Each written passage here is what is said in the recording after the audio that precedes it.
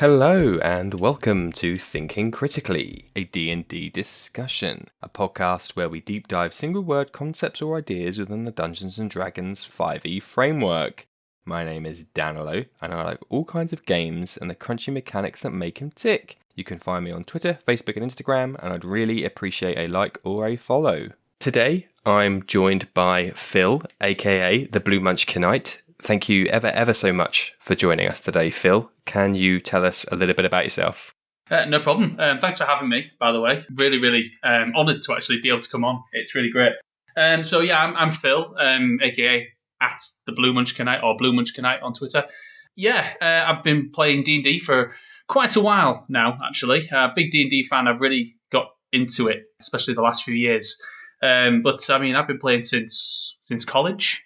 And I wasn't all that into it in college, and I didn't really understand it either, to be honest. But I kind of caught the bug, and I think over the years I got into like board games and different things.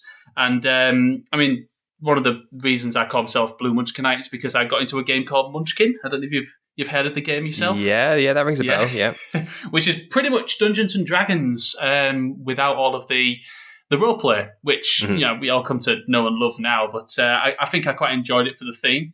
And I was always the blue piece, which is where the name comes from. So, I've been playing D&D quite heavily, I think, since about 2014. When I bought, I say D&D, I bought a Pathfinder set. And I played Don't worry, that's not a dirty word. And I actually tried to run a campaign using Pathfinder, and it was very math heavy. It was quite difficult to understand a lot of the time. And then a friend of mine started running a 5th edition campaign, and I was all for that. I absolutely loved it. It got me into buying the books, applied on my own campaign, and then I've been running my own campaign since late 2017. I ran and finished a campaign which lasted 2 years, and I've just started a new one. And I've just been getting into everything, anything and everything that I can get my hand on. I now sort of browse shops and trying to find anything that I can get a hold of now just to make my collection bigger. But I don't think I can't find anything else. You're gonna run out of room, I think. Yeah, well, I have a cupboard. It's a small cupboard, but it's a cupboard. Awesome. Okay, thank you for that. Yeah, that's really good. I'm in a similar position of running a campaign for a bunch of my colleagues and friends that must have started around the same time, to be honest. Still going. So out of curiosity, you said about 2 years. How many sessions was that? The campaign that I ran that lasted around 2 years, it ran for around about 60-something sessions. There was a gap in the middle. I had a baby, or my wife had a baby. So I took time off to be a father. I kind of did some what I like to call cutscenes in the middle of that. So we had a group chat that we did, and I typed the story of what was going on and what will your character do here. And there was a kind of a big gap in between. I made it something like 6 months in between. There wasn't a 6 month gap in play, but there was a 6 month gap in story, which was role played basically on Facebook Messenger. So when we came back, the characters were in a different place from where they were before, and there was consequences of what had happened during that roleplay. So I never actually stopped playing, even though I stopped playing. I'm on a current hiatus at the moment as well, because I've just had my wife's just had another baby. So I'm currently I'm back to the table in 4 weeks, and believe me, I cannot wait. Well, I say back to the table. I'm back behind the screen. Technically, I'm not going to be at the table with people. It's going to be all online. But You're almost doing a play by post, Messenger. That would be interesting, wouldn't it? Roll for initiative, then wait 6 months or however long for the next letter to come through. You get a bonus if you send it by first class post. Yes, absolutely, yeah. Add a +4.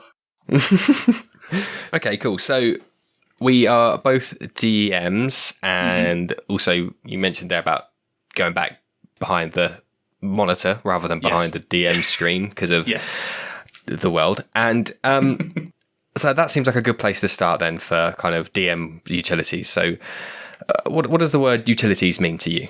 Well, to me, it's pretty much everything that you're going to need to play the game. I mean, it depends on which way you look at it from, strange way of putting it, this reality or the game. Mm-hmm. Whether you are the dungeon master and what utilities you need, or the player, what utilities you need to play the game, or whether you're the character and what utilities you have within the game to actually succeed at the game. And I think there's different sides to it. Initially, when you approached me with the topic, I didn't straight away go to what I require to actually play a game of Dungeons and Dragons. What am I going to need? When I first started running a 5th edition campaign, it was the first time that I'd ever reached out to people that I didn't know to play the game. I had a couple of people that I knew, but I basically reached out to my friendly local game store and asked if anyone wanted to play, and I got some players, which was great. I was nervous as hell when it came to running the first session, and we did a session doing the run-up, and it became apparent during those first the planning sessions that they were going to expect minis and maps, and I hadn't thought of that. So I was panicking now. I was thinking, well, I don't have minis and maps. How am I going to do this? Essentially, it all came down to they were going to bring their own minis, and I would have to sort of improvise for monsters and stuff like that, which, to be honest, broke free as its own collection. You start collecting minis and start painting and things like that. But then I experimented with lots of different ways of making maps, because being a dungeon master yourself, you'll understand this. You do not know where your players are going to be in that session.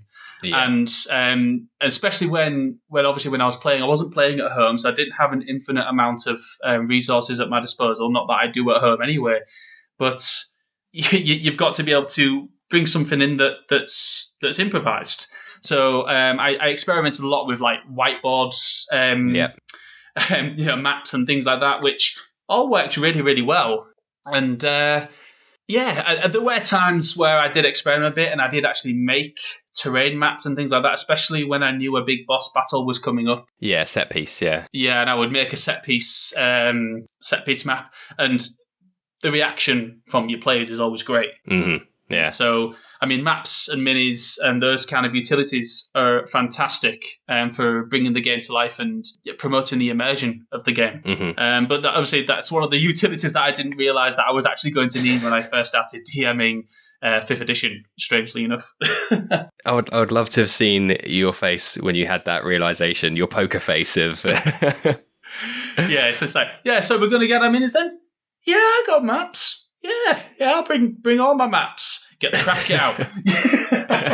And it was literally me sitting, and I love crafts and stuff like that. And it was literally me sitting on the living room floor with my knives and my cardboard and a laminator and making things and absolutely love doing it.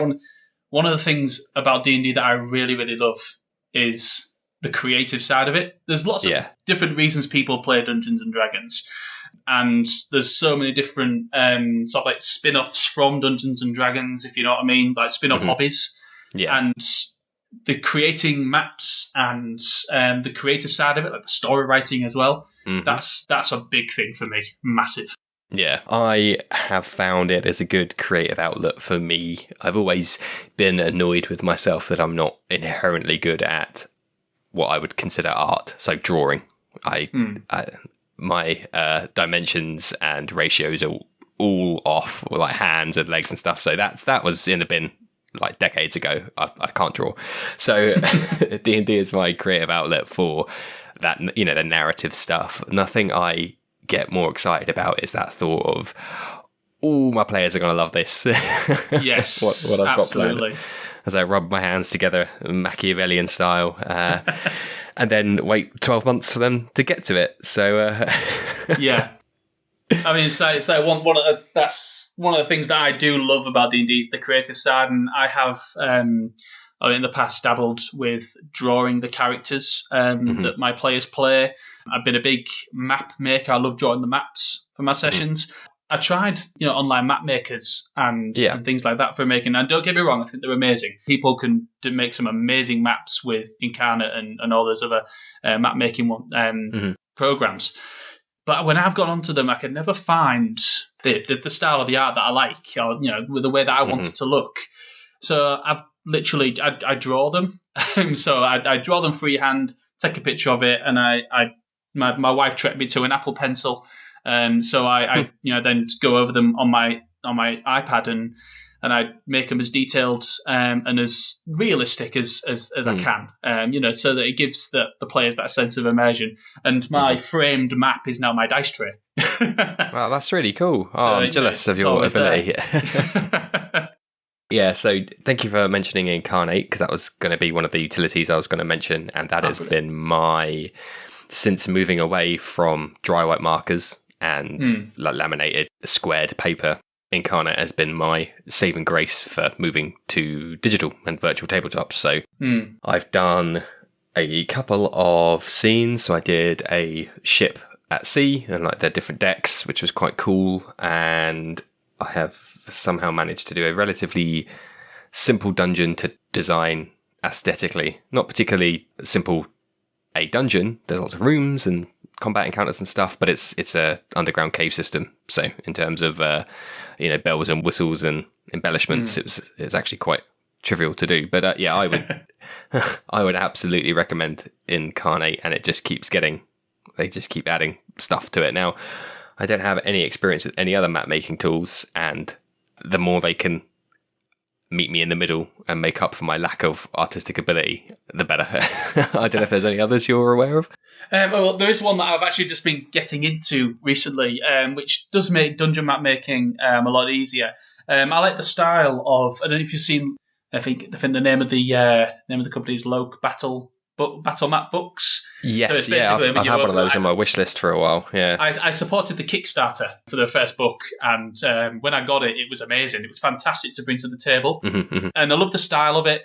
And when I got my new laptop for Christmas off my lovely wife, I downloaded Steam, and on Steam there was a program called Dungeon Painter Studio, which it's a really good program. Albeit that there are some errors and things in its first edition, but they did just release a Dungeon Painter Studio 2, which kind of fixed a lot of that. So it's been really good for creating maps and being able to make it your own. You can do a lot of the different shapes, create a lot of different pathways. The shading, the lighting on it is amazing for creating that fantastic aesthetic for your maps. And like you said before, because we're playing online a lot now, it's amazing because I don't have to print it. I could just stick it onto the broadcasting software that I'm using, and it's there ready for my players to use. And I've kind of got myself a bit of a cache now, so I've been kind of like been a bit obsessed with it and just making as many as I can, and then stick them in a folder and then putting them onto my broadcasting software, and then just they're ready to go now. I'm pretty sure that I can account for battles happening at about 80% of where my players want to go. It's just going to be it's going to be sod's law that they're going to go to the other 20% of places that I haven't accounted for yet, but we'll see. Yeah, that's the game. Yeah, I think I must have used. I think I've got Dungeon Painter Studio maybe 1 on Steam, and that was a bit kind of janky in areas. I didn't know number 2 was out, so I might check that out. Actually, that's good. You have to sign up for the beta. So I feel like I'm promoting the guys now. I actually left them quite a bad review because they wouldn't save things, and I was really annoyed because I'd spent ages making a map. It was a brilliant map, and then it wouldn't save. And I thought to myself, it'll be all right. It probably saved. And then when I closed it and I couldn't reopen it, I'm dropping my first curse word now. I was pissed. So, yeah, I bet. I don't blame you. So I left them quite a bad review. And then when Dungeon Painter Studio 2 became available and I downloaded the beta for that, it brought my faith back in the product. So I've been having fun with it and making some more maps and enjoying it. So I deleted all the bad things that I said about them and get. Oh, good. I was going to ask, did you go back? Did you go back and change your review? Of course I did. Yeah. Good. You see so many reviews, don't you, on Steam especially, of just like, this is the worst thing ever, played 2 minutes. Like, well, I had clocked in something like 6 hours on it, so I felt like I'd clocked in enough time to actually put a review in. So a legit review, yeah. Good on you. Good. Actually, I did want to mention one more. It's currently in early access, but it's called Atlas Architect. Okay. which it's not great for your dungeon maps and things like that. It's world map building. And it's an aerial view, and you can build cities and towns and villages and forests and mountains and everything. And it's all in 3D. You can go right down into it as if you were kind of not like walking it, but you're like flying around it. Mm-hmm. And it's amazing. It's in its early stages, so there's not a lot to it yet. So it's, what's there is obviously still a work in progress. But I was very impressed with it. And I started sort of building my capital city of an era in my homebrew campaign on there, and I'm loving it. So that's a good one for people if you're on Steam to look out for. Is that on Steam? Is it? Because it is on Steam, yes. Okay, cool. I'm going to keep my eye out for that then, because I hadn't heard of that, and that seems really good to have that. That ability to, as you said, to fly in almost. All I can think of is like Roller Coaster Tycoon, but I know what you mean. Yeah. You mentioned there about how you hosted your online games. Using a broadcasting software. So can you tell us a little bit about how you DM'd remotely? Yes. Obviously, it was a lot of trial and error first at the beginning. It was like, how do we do this? And I'm a little bit of a perfectionist when it comes to like hosting online games and things. I like things to look good. Yeah. So I first started running games in just in Facebook Messenger, because that's where everyone was available, And a lot of the time when I was showing the maps, people couldn't see the whole thing, and it was grainy, and it wasn't great because obviously they had to blow up the pitch or shrink down the picture in order to fit everyone on the screen. Yeah. So what I decided to do was I decided to start looking into a lot of different online playing things. I tried Roll20, obviously because it's free, and but unfortunately it was a little bit too clunky. I found, and I think, and one of the things I think is if one person has a bad either like a slow computer or a bad internet connection, it can kind of ruin the experience for everyone else. So I kind of stayed away from that. I then moved into something like Google Meet, and I had two cameras. So I had one for me, and then I had my phone as a camera hovering above my maps, and I told everyone to pin that so that they could see the map from down below. And I moved the miniatures, and I had a grid system.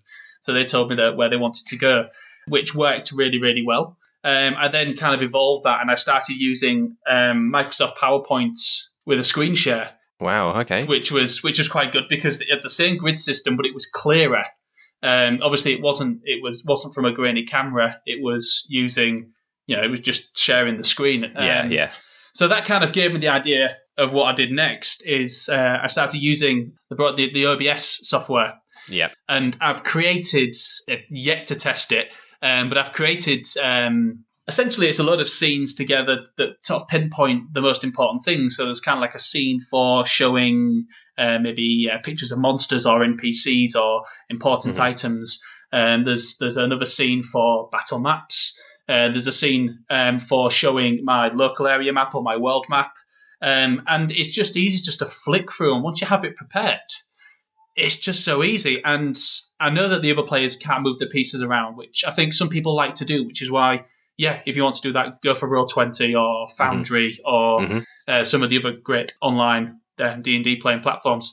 But my players, they're okay with having the grid system and being able to move, me moving their pieces for them based on where they want to go. So, the operating broadcasting software really, really works. So the online broadcasting software, OBS, it works really, really well. I know a lot of people use it for just like, streaming, don't they? Yes. Which I would love to have the time to do. I'd love to be able to open up my own streaming service and talk about Dungeons and Dragons, every week. Like you do. I am jealous of you. Jealous of you, sir. Thank you. But I'm just going to be using it just for the good of myself and my players, so that once we get back to back to playing Dungeons and Dragons, we'll have that to use, and hopefully it'll work. Fingers crossed. I did. So some people on Twitter did actually ask, what exactly is it that you're doing on OBS? I did actually post a video of my setup. It's me talking very quietly because my children were asleep upstairs, but but I did sort of like do a quick, I think it was like a 10-minute run through of what I've created. So if anyone wants to have a look, just pop onto my Twitter.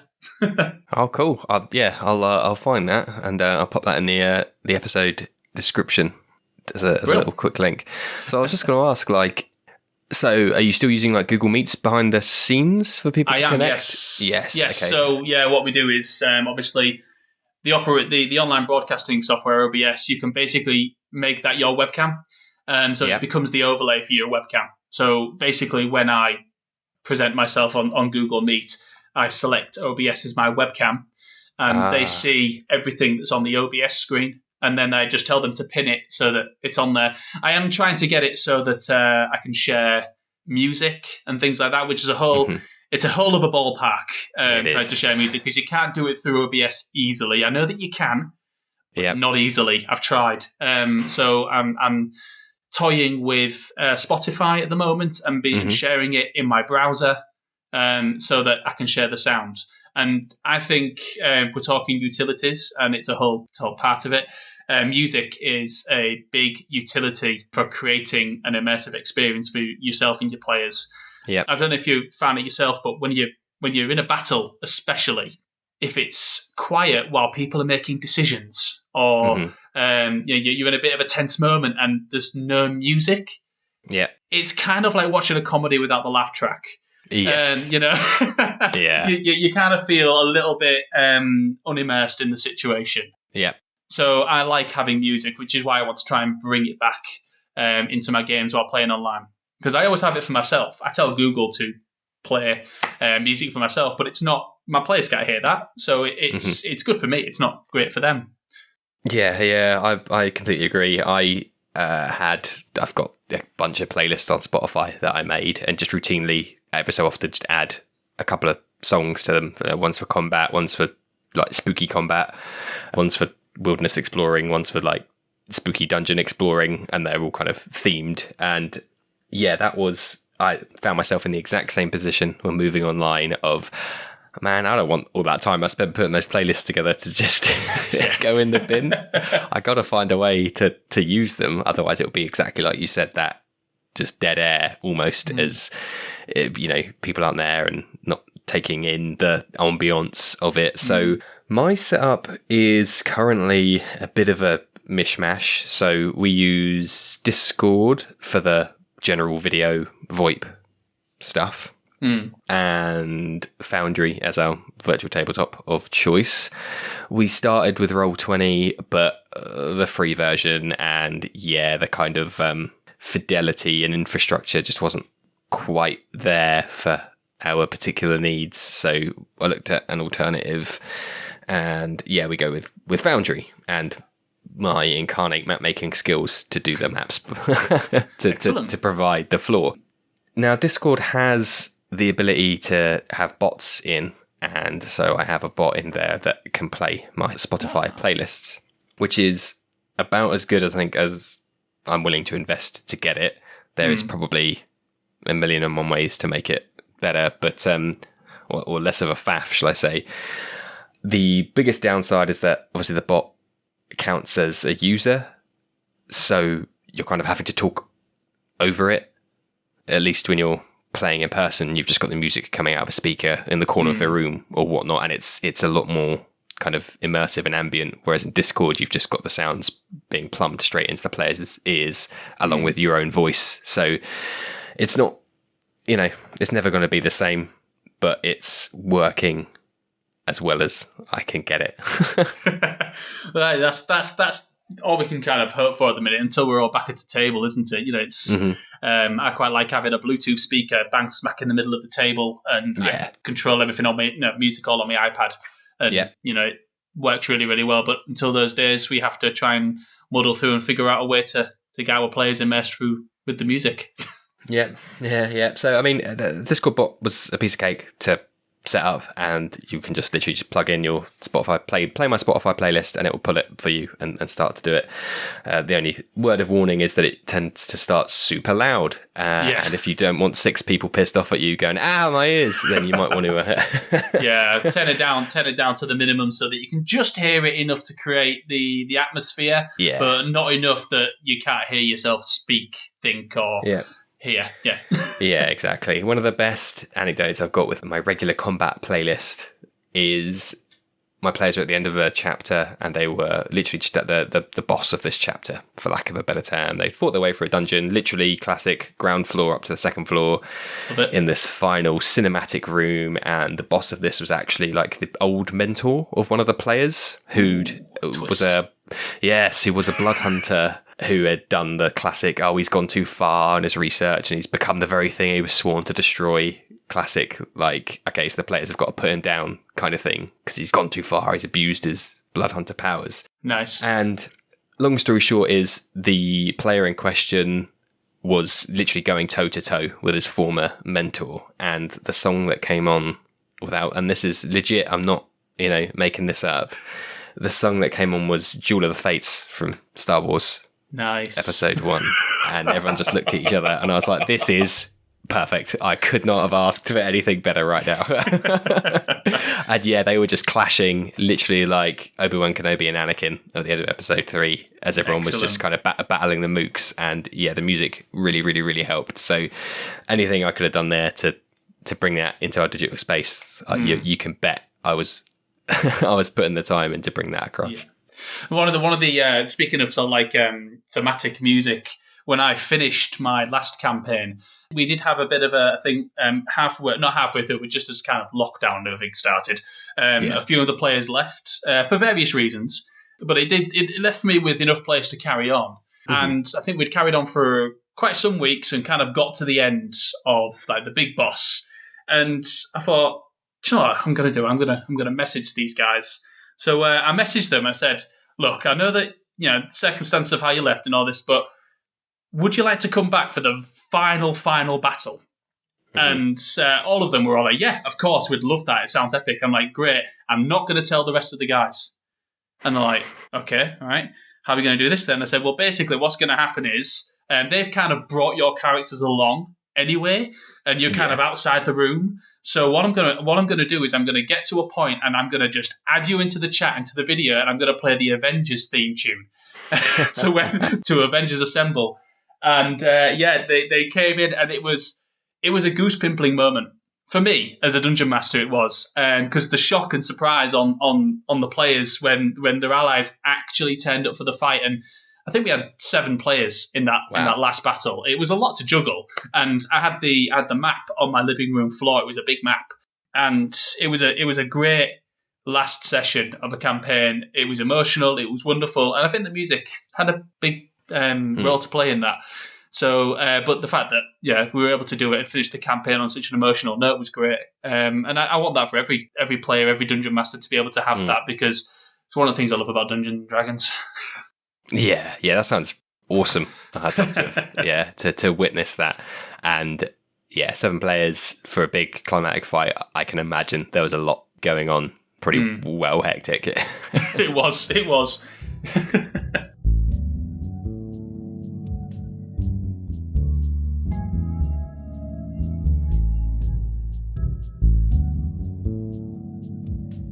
So we've talked a bit about kind of maps and tabletop and the infrastructure, I guess, of online play.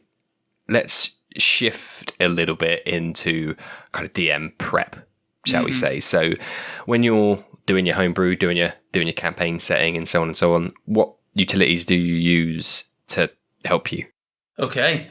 So, I mean, obviously I have a lot of books that I use. I've got all of the kind of the source books. So obviously the Player's Handbook, the Dungeon Master's Guide, Monster Manual, Vola's Guide to Monsters, Xanathar's, Tasha's most recently. I've actually got a couple of the campaign setting books as well. So I've got Guildmaster's Guide to Ravnica, which was gifted to me by my players as a Christmas present, which was really lovely. I think it was a Christmas or a birthday present. They all signed it. It was really nice, actually. And I've most recently as well, I've got the Icewind Dale Rime of the Frost Maiden, which I'm using as inspiration because in Arcalia there is a Frozen North, which I'm planning on basing a lot around the Icewind Dale. Basically magpieing the information. I see something shiny, I take it, it's mine, and I put it into my campaign. So a lot of it is reading up on the books. I take a lot of inspiration as well from Critical Role, which I'm currently listening to campaign 2. I'm loving it. So I take a lot of inspiration from Matthew Mercer and his players for what I put into my world in terms of challenges and villains and things. I like to draw inspiration from there.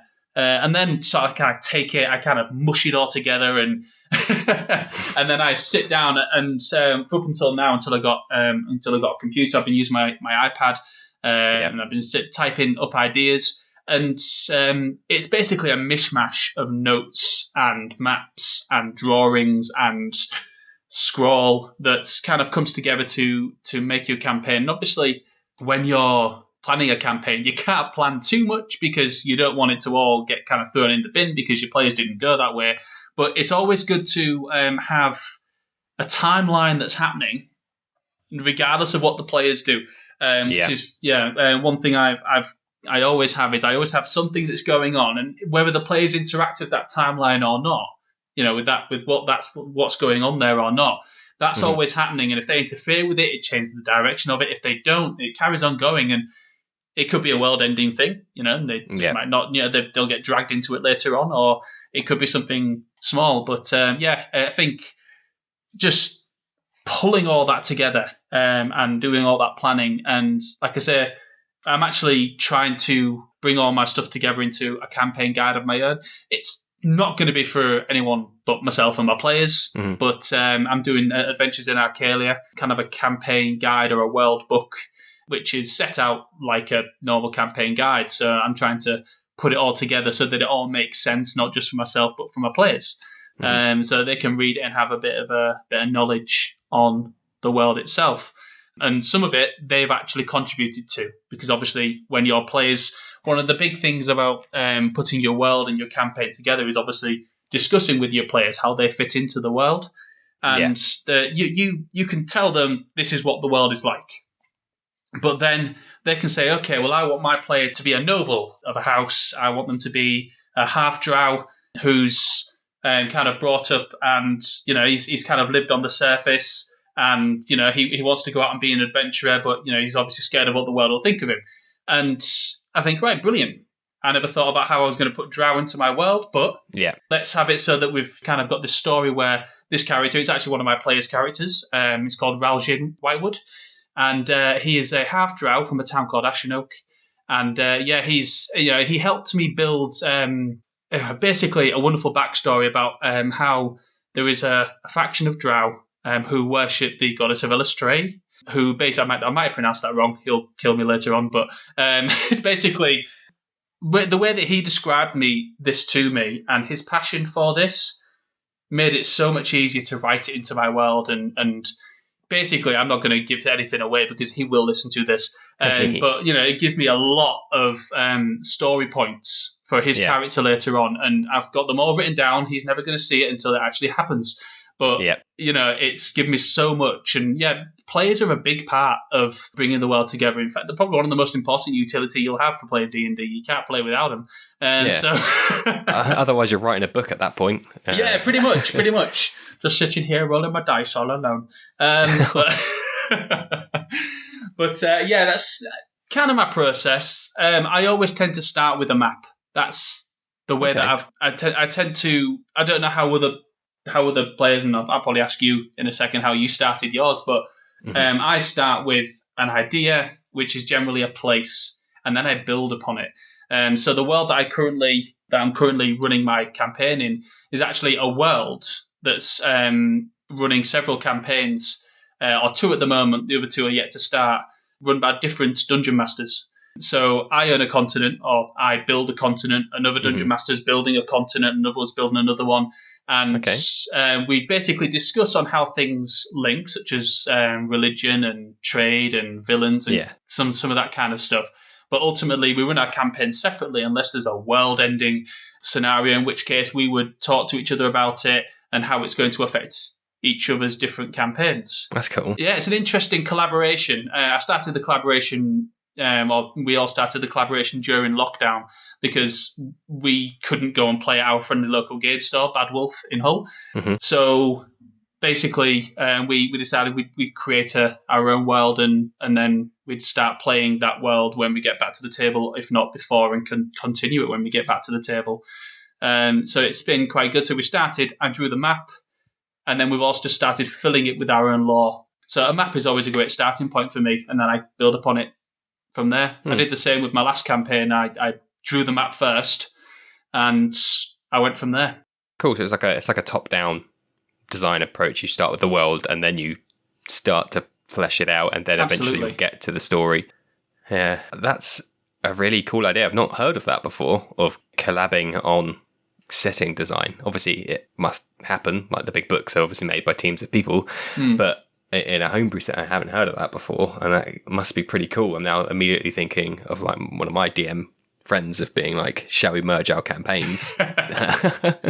Which might end up just being like an unstoppable object meaning an immovable wall, rather than a beautiful marriage of settings. But it's been really good actually, because we haven't had to we've obviously had to collaborate on stuff like the world and specific stuff that would affect the world in particular. Like, for example, the birth of a.k.a, my continent, is all because a noble who was third in line to to his house decided he was fed up of never being able to be head of his house, so he travelled across to find a new world, and he found a.k.a and basically built a kingdom there, pushing the tribes out, and he was a bit tyrannical, but it's complicated. Obviously, when it comes to stuff like kingdoms and politics and stuff like that, it's very complicated, but it's kind of, the city of Anera has a bit of a dark and sordid past, but the way it is, that was kind of 500 years ago to present day. The way things are now, it's a little bit more peaceful, a bit more tranquil in terms of living alongside the tribes and stuff on a.k.a.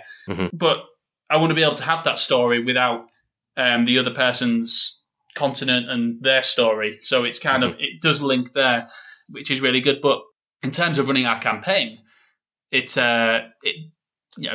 kind of run them alongside each other unless something forces them to come together, which we do try to avoid because we know how complicated it can get. But it would be cool, like, let's say during my campaign, I can say, oh yeah, during Jimmy's campaign, or across the waters, on an unknown continent, you see a beam of light into the sky, and it could be something that Jimmy, for example, might have told me about what's happened in his campaign, and they might learn about it a little bit later on. So it's just those little nods that you need to have, kind of like a shared world, our own cinematic universe, if you will. Cue the Avengers soundtrack.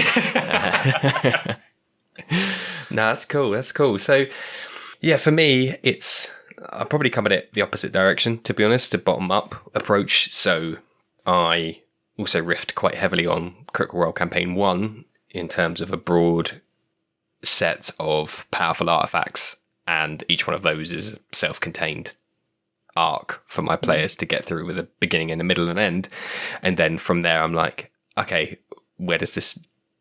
this needs to fit somewhere, so I should probably get around to building a world for it to sit on, the continents and stuff. So yeah, I'm approach it from the opposite direction, and I am a one-note kind of guy for my organisation of whatever the heck comes out of my head, which has been pretty good. Now, you mentioned earlier on about timelines and how things are happening, and 500 years ago this happened, and so on and so on. Do you have a tool for that at all? And that is a slightly loaded question, full disclosure. Actually, to be perfectly honest, I don't have a specific tool for building my own timelines. I've tried some different things in the past. For example, Encounter Plus is an app that I use on my iPad, which is amazing for keeping track of notes and things in D&D. There's also another one called Prison Scroll, which the Prison Scroll Dungeon Master screen comes with a handy little tool which allows you to build kind of like a connection of relationships between characters, which I found really interesting, because it meant even if they weren't like blood related, I could kind of put groups together and how these characters are all related, and it kind of builds a timeline there of kind of like family trees and villains that are linked to certain player characters, but might also be linked to other player characters, but they don't know how they're linked yet, but I know how they're linked at the moment. So it's I don't specifically have a tool that builds a timeline. But if you have any suggestions, I'm definitely open to it, because I'm definitely open to broaden my horizons on that one. I started trying to put some stuff down in Excel, which A, looked hella messy, and B, I don't think I'd ever have got to look like, a nice, pretty timeline, like you'd see in a film or something. The closest I've got so far is on a website called World Anvil. Oh, yes. Yeah, which does have a timeline functionality. Some of the granular features are behind a paywall, as you'd expect. But for basic stuff, I think it's pretty powerful, and you can, scroll up and down through it, and bits jump out on the left hand and right hand side, and, dynamically linked to people and places that you mentioned. So that's pretty cool, actually. I might have to give that a look. One thing I do actually have when I run my sessions is a world calendar, which I basically my own creation of months and years that I've made. Still kept it within kind of the 12 months of the year thing. I think I created a first draft of it. It had 10 months, 25 days in each month. And then my friend said to me, "Does that mean that humans don't live as long?" I was like, shit, yeah.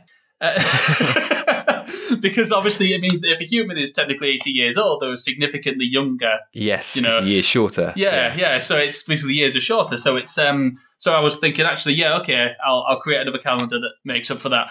So yeah, I actually have a calendar, and what I do is whenever I have a session, I make notes within the calendar. So if the players travel somewhere, I'll say what they're doing on that day. If they're traveling for like 3 days, I'll say spent time traveling, and I'll make sure I know what day it is in the game. And that way, it also supports the immersion of the game, because if a player says, "Oh, what day is it today?" I don't want to say, "Well, it's Sunday," because that doesn't sound very fantasy, does it? No. So I can tell them that it's it's the first day of Dracosunox, and it kind of brings that immersion in, because they're kind of like, "Oh, that's the day it is."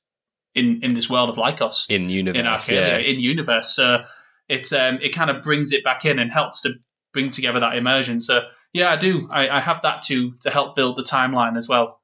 You can also put things in such as celebrations and things like that in there.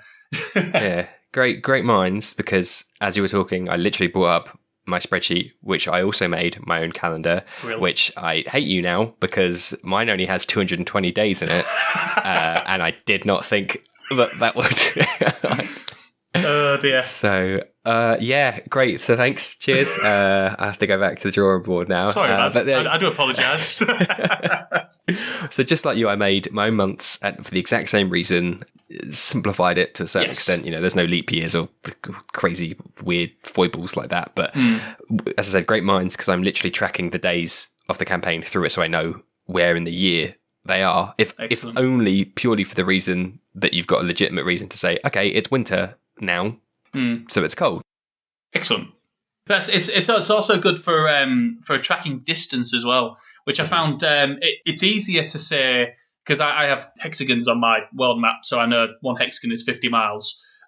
So I do Google it a lot. So I say, how long would it take to travel 50 miles or this 200 miles on foot? And I can type that into Google, and Uncle Google quite happily tells me that it takes this many days. So I can say, okay, well, if they're going to fast travel from this place to this place, I can mark down on my calendar that they've travelled for this long, and I'm not kind of throwing out on the days, which is actually one big mistake I made in my last campaign. My distances and everything were kind of thrown all over the place. I didn't really have a good idea in my head of how far it was between places, and I'd made the world so big, it would have taken the characters too long to get from one place to another.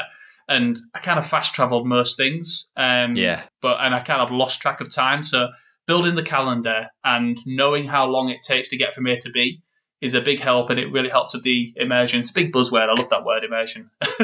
Yes, yeah. I'm going to take some notes there, because I'm absolutely fallen in the same trap. And it ties back to my lack of artistic ability, is that like I have a frame of reference because I live on a planet, but in terms of drawing maps, my scales are probably like bonkers, and I'm really hoping my players just go, okay, Danilo, it is what it is, and I'm not going to ask too many questions, because we're in a paper house.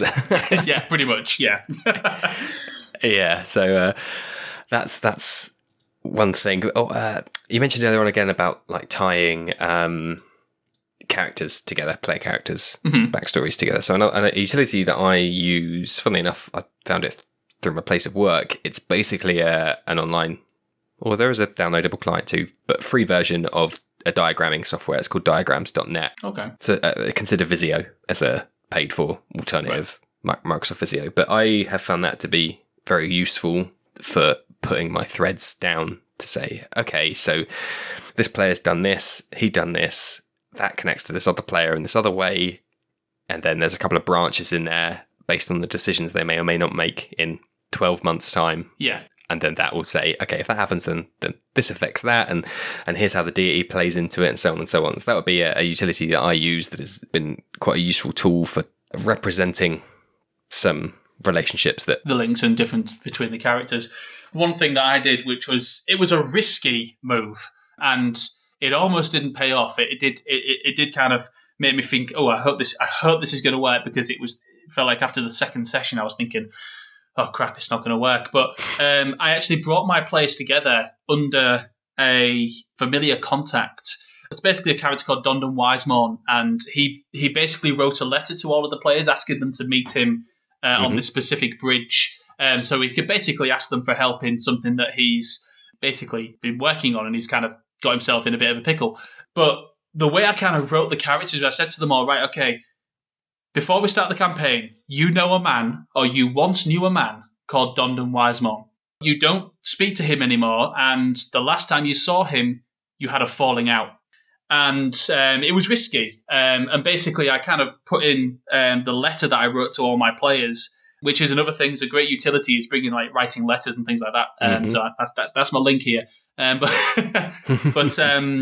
yeah, in the letter, I basically wrote that he wanted to have his opportunity to apologise for the thing that he'd done to them. I made it specifically ambiguous, so specifically vague, so that when they came to it, it would be. So they all knew why they'd fallen out with him. The other players didn't know that they all knew each other, and that they're all linked by this person. So when it all came together, it was a big mystery. I think my players got a bit anxious because they didn't know where it was going. It did unveil itself that he's actually an adult silver dragon who, it's a big twist, who's kind of got a stake in trying to bring good to the kingdom when he's found out that a secret group known as Veracity is trying to control the throne by controlling who sits on it next. So he's trying to make sure that, he's trying to do good, but he knows that he's been found out and he needs people to try and help him. And which is why he's brought the team together. And it's actually starting to pay off now. It worked. And there's some wonderful relationships that my characters have with this guy, it's really working really well. We have a goblin who was raised by Dondon, but he fell out with him because, he fell to his goblin nature and joined the Thieves Guild. Basically, I'm a goblin, so I'll be a goblin. Yes. But it turns out when he actually came back to, he had this letter from Dondon, and, he brought back to him that he actually showed his caring side.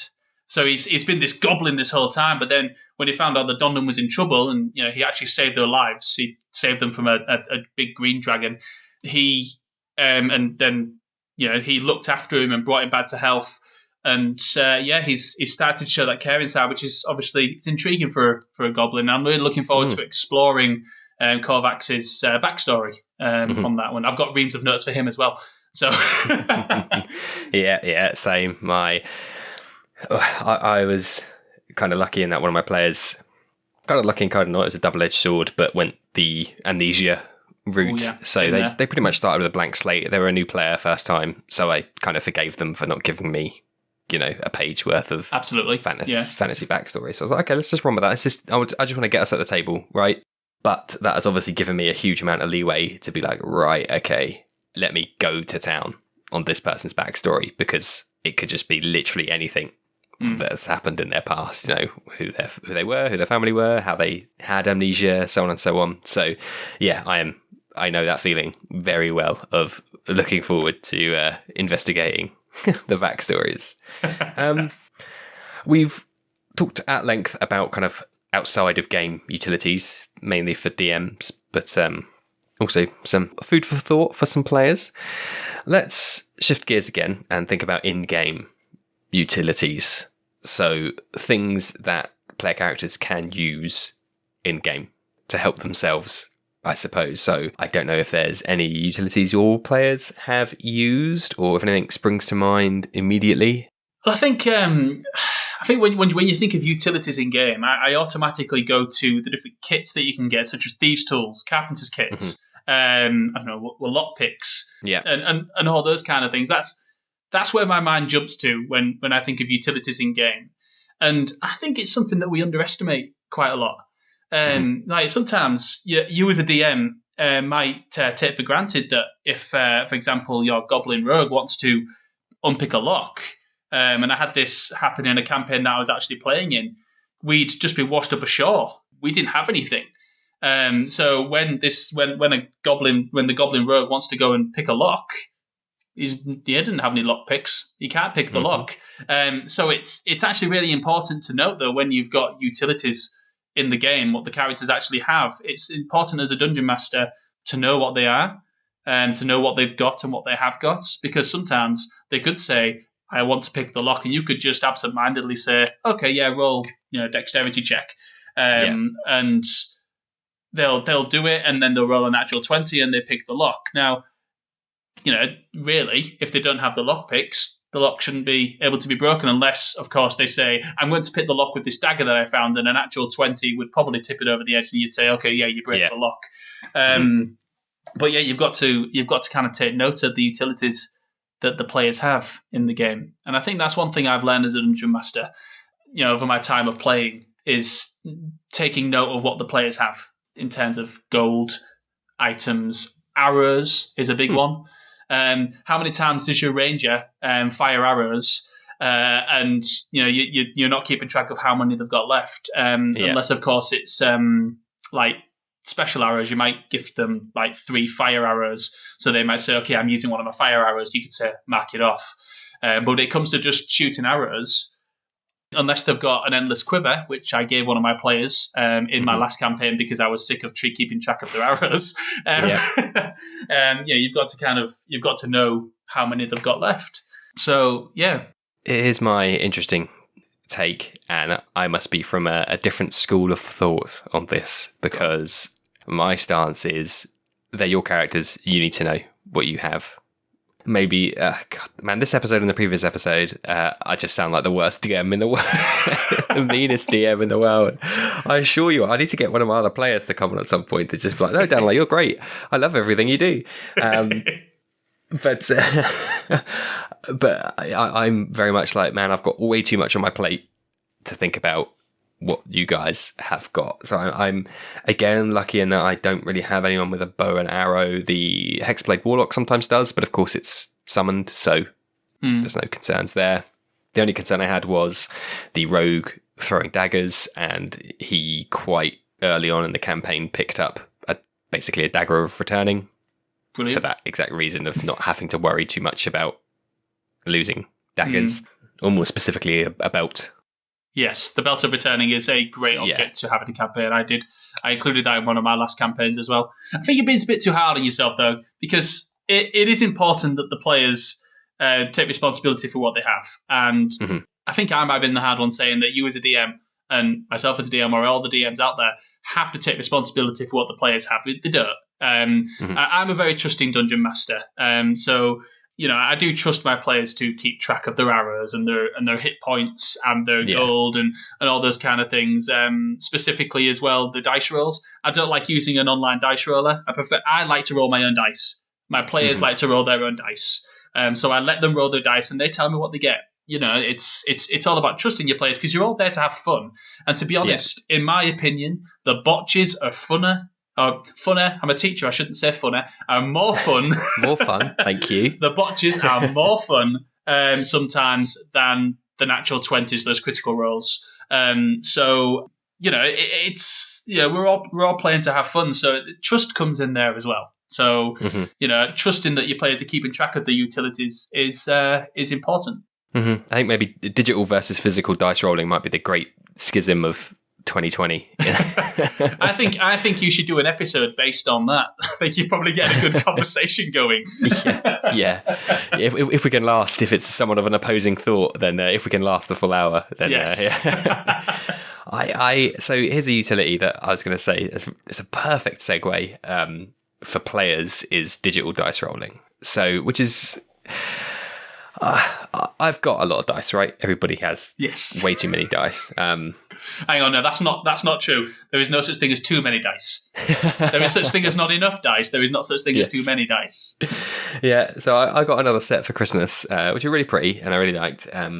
And it is frustrating to play a game and basically have a big, huge component kind of gather at dust. But I've just found the utility that the digital dice rollers bring specifically on D&D Beyond as a player, it's just so convenient. Now, when I go back to playing in person, I of course will use my dice tower and my reams and reams and reams of dice to roll my stuff. But when it's, just roll me a perception check or something, I've just found the digital dice rollers just so much trivial to use and so easy. And they're still private if you're doing them on the Beyond character sheet, because only you're looking at that at a given time. But I just found that so much easier. And to jump again, I'm experimenting with, as a DM, rolling publicly. Okay. For a couple of reasons. One, that it again reduces the responsibility on me to have to think too hard about pulling punches or whatnot. It just is what it is now, and there's a kind of purity to that I can get behind. Yes. But also, again, for simplicity, I can just roll online. I don't have to, there's no second guessing from my players. I've just mitigated that completely and just there's it hit you. Yeah. Ain't no if, buts or maybes about it. It's there, and the computer said it's hit. So, there's nothing there. So, again, as I'm rolling in public, it kind of makes sense to do it on the virtual tabletop, because I think I think as Dungeon Masters, it's kind of built into us to roll privately. I think it's just kind of something that we've really either seen in the media, like when we watch other people play, or it's just kind of what we kind of think that we should do. But I do think that rolling in front of your players, I don't know, it adds a bit of more tension to the game as well. I think some people think that rolling privately, you get the suspense of the players because they're looking at your face and like, oh, is it a crit? Is it not? Which, you can get that build up, but having the dungeon master kind of rattle those dice in his hand, or his or her hand, and then roll them in front of the dungeon master screen, not behind it, but in front of it, and watching as they tumble and fall onto that natural 20 that is evidently going to kill you. That is, that could be more heart stopping than guessing what's happening. So I think after this, when I get back to the table, I might actually take a pop at rolling publicly a few of my dice.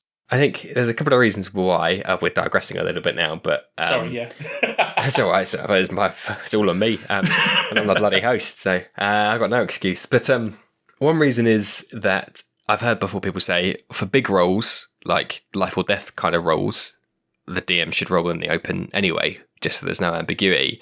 So the next logical extension of that is we should just roll everything, because ultimately the whole is greater than the sum of its parts, and it's never usually just one roll. It's a series of rolls that have got to that place. So it kind of makes sense to have them all in public. And precisely like you said, there's no second guessing. There's no kind of let me read the DM's face, and then you've introduced a whole layer of the DM having to be a poker player.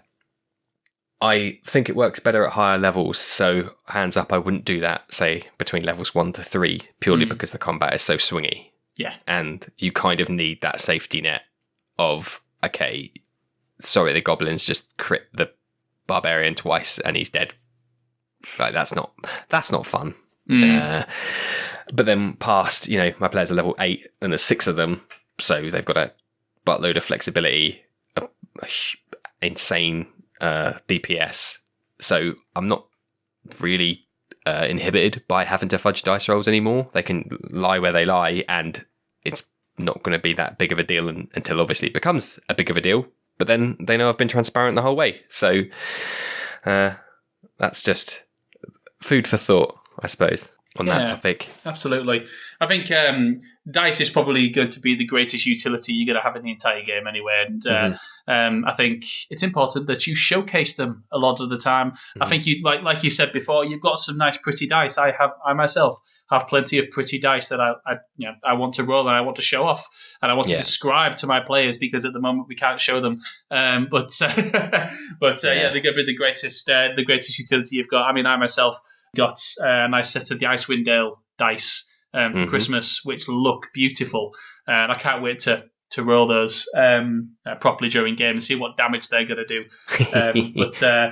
But yeah.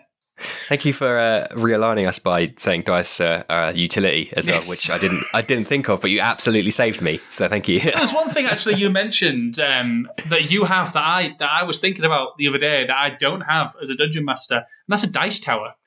I don't actually have one of those, which surprised me actually, because I like to have all the bells and whistles when it comes to dungeon mastering. I like to spend money on pointless things like dice and dice towers. Yep. No, I said pointless, not pointless. They're fun. But I like to have all the bells and whistles, and I haven't yet got a dice tower. I say yet because after this conversation, I probably will go on Amazon and shame buy myself one now, just because. But I don't know if you've got many talking points left. But I did want to mention monster cards and things like that as a utility, because I use those quite a lot for a point of reference for my players. It saves a lot of time on describing monsters. So can you, for those who are uneducated, which includes me in that group, when you say monster cards, what do you mean? Okay, so Wizards of the Coast have actually produced some packs of cards which actually depict pictures and the stats of all the monsters in the Monster Manual, Volo's Guide to Monsters, and Mordenkainen's Tome of Foes. And I have all those packs. I haven't actually opened the last two because I got them for Christmas this year. But they're quite good because obviously you can describe a monster and to your players, which is great. Yeah. You can tell them how it moves and what it looks like. But having a picture reference can help. It can save a little bit of time. You can say, okay, you're walking through the woods and suddenly you see lurking in the bushes this thing, and you're just it's a lot easier. And I take pictures of them and I show them on my online broadcasting software as well. So I've got those. But what's really helpful is they've got the stats on the back as well, which saves a lot of book space. Think about it when you've got a game going on. If you don't have a wonderful app like Encounter Plus where you can upload the stats and you've got it all there, if you're prepared, you can have the card in front of you without having the monster manual there. So you've got it, and it saves. It's 1/10 of the space. So it's time saving and space saving. So definitely, if anyone, I definitely recommend the cards. There's a wonderful set of magic item cards as well, which are great. So it saves you going through the Dungeon Master's Guide to find a magical item or to show your magical item to the players. You can get the card and show them there. And if it's one of those like legendary magical items where there's only ever going to be one of them, you can say, right, okay, pop that in your character folder. I want it back after the campaign. But pop that in your character folder. You've got that magical item, and it's their point of reference as well. So, the cards I can't sing about enough. I think they're brilliant. Yeah, I don't think there's a DM that exists that hasn't at one point gone, you see this thing, it's got big teeth, blue. Do you know what? Sod it looks like this. Yeah, exactly. I mean, I do love describing things. Sometimes my players have told me that I do go on a little bit when it comes to describing like characters or NPCs or monsters, especially scenery. I go on a bit. But maybe take up a little bit too much time describing how beautiful the city is and the landscape or whatever. But it is good to have picture references at hand. Yeah, and I've seen the spell cards, I think, for different classes, like the Druid spell list you can get on card form, which I imagine are super duper helpful as well if you're a dedicated caster. Have that to hand. I have all those as well. Well, it is surprising that you don't have a dice tower in that case. It is surprising, yeah. But Yeah, so I don't know if there's anything else you had in mind. I mean, I think there's so many different things that you can use of for utilities in the game of Dungeons and Dragons. Myself, my interest in what I can bring to the table as a dungeon master has definitely evolved over the last 3 years, 4 years now, to where obviously I started off assuming that my players weren't going to need miniatures and maps to supplying what I supply today. I went through the rigmarole of creating like I say, the whiteboard maps where I'd laminate a piece of card and do it like that. I created EVA foam maps. So basically EVA foam, and I'd score them, and I'd use a heat gun to bring the prominence out, do cracks in it, I'd paint them, which is how I created some of the boss battle scenery that I've done before, cool. which my players love. There's sometimes there's nothing better than like bringing something like that to the table and your players going, wow, that is amazing. And they get the phones out then. Because I try to have a thing where I don't like having phones out at the table. Sometimes it's okay, but I prefer not. But once they get the phones out and they start taking pictures of what you've created so that they can share on social media or just for themselves, or they can go home to whoever at home and say, look what my DM did for us. That's a good feeling. It's a nice feeling. That's why I play Dungeons and Dragons. Of course I do it for myself. I play for myself. I love it. I enjoy it. But it's for the people that I do it for. And I've made some really good friends while playing Dungeons and Dragons. And I've maintained friendships as well, because obviously during this lockdown and stuff like that, you lose touch with some people. But I've been able to use it as a great avenue to keep in touch with people. So it's been fantastic. In fact, in my current campaign, I've got 2 players playing it who live further afield. One lives in Northampton, the other in Nottingham, which is a fair distance from where I live in Hull. So, when they joined, it was great because I was reconnected with those people. And one of them, I didn't even realise he was into D&D. When I told him that I was a dungeon master and I ran D&D games, he's like, oh, can I join? I'm like, really? Because he struck me as kind of like he plays football and this guy, I think it didn't really strike me as the person, but apparently he was into it when he was younger and he wants to get back into it. And he joined my game, and he's a great player. Fantastic. Really gets into his character. And it's great being able to reconnect with people. And that's one of the main reasons why I play D&D. So everything I do, all the utilities that I bring to the table, and everything that I buy, everything that I make, everything that I write, draw, everything, it's all for my players. And it's all for the sake of bringing people together. And that's why I do it.